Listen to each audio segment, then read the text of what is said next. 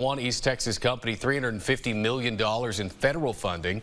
Eastman Chemical, a little outside of Longview, is delaying the construction of a $1.3 billion expansion plan. As KLTV7's Andrew Culver reports tonight, the delay impacts those out looking for a job. The Eastman Chemical Company plans to expand their corporation by constructing a molecular recycling facility. The pause on federal funding has Eastman pursuing an appeal from the U.S. Department of Energy. Harrison County Judge Chad Sims says the facility would create many jobs in the area. We were excited about that. It would be a big shot in the arm to our economy here locally, and that's what we were looking forward to. So we're disappointed that they're delaying it, but we hope they'll get all that worked out.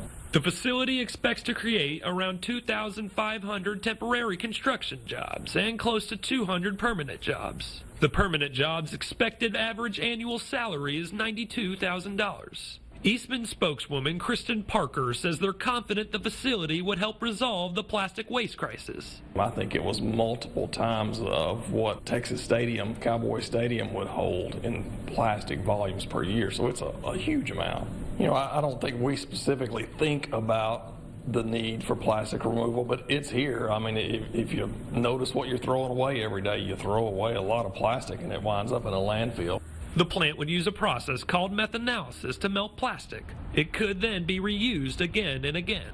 The facility's groundbreaking was initially planned for later this year. Now with the delay, Parker says they're exploring other business models. They expect the second plant well in the future.